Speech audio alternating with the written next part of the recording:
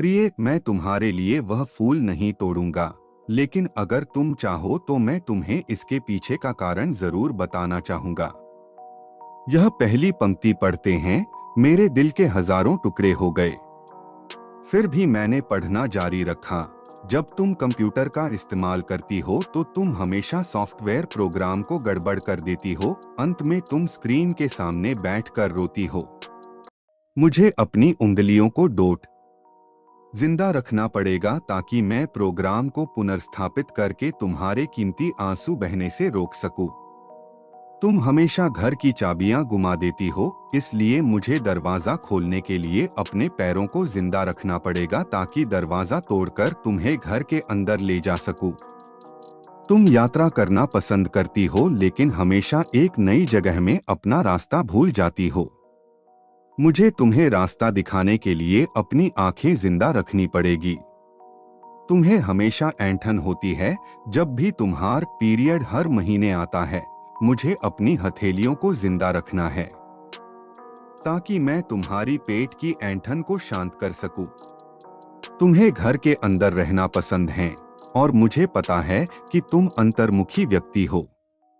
तुम्हारी बोरियत को दूर करने के लिए मुझे तुम्हें चुटकुले और कहानियां सुनाने के लिए अपने मुंह को जिंदा रखना है। तुम हमेशा कंप्यूटर और टीवी देखती हो और इससे तुम्हारी आंखों का भविष्य अच्छा नहीं होगा।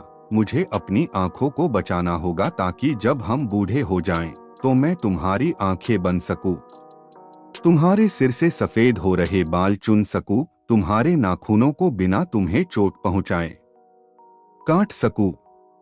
मैं भी समुद्र तट पर टहलते हुए तुम्हारा हाथ पकड़ना चाहता हूं।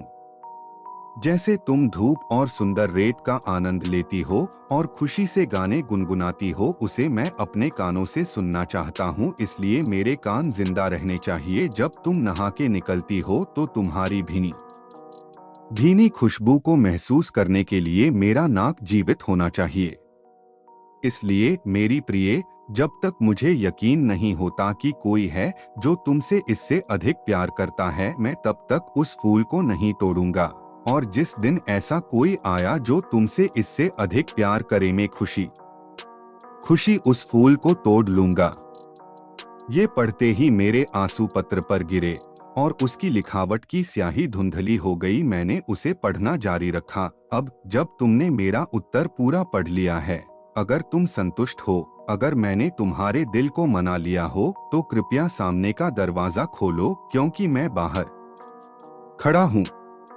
तुम्हारी पसंदीदा ब्रेड और ताज़ा दूध के साथ मैं जल्दी से दरवाजा खोलने के लिए दौड़ी और उसके चिंतित चेहरे को अपने हाथों में कसकर पकड़ा और चूम लिया और उसकी बाहों में समा गई। अब मुझे पूरा यकीन हो गया कि कोई भी मुझसे उतना प्यार नहीं करेगा जितना वह करता है, और मैंने फूल को ना ही तोड़ने का फैसला किया। यही जीवन है और प्रेम है। जब कोई प्यार से घिरा होता है तो उत्तेजना की भावना दूर हो जाती है और वह उस सच्चे प्यार को नजरअंदाज कर देता है जो शांति और नीरसता के बीच में होता है। प्यार सभी रूपों में प्रकट होता है, यहाँ तक कि बहुत छोटे और सूक्ष्म रूपों में भी। इसका कभी एक मॉडल नहीं रहा है। यह सबसे नीरस और उबाऊ रूप में भी हो सकता है। फूल और रोमांस प्यार का हिस्सा हो सकते हैं, पर प्यार नहीं। तो दोस्तों, आपको ये प्यार भरी पति पत्नी की कहानी कैसी लगी? इस छोटी सी कहानी ने आपके भी दिल को छुआ या नहीं?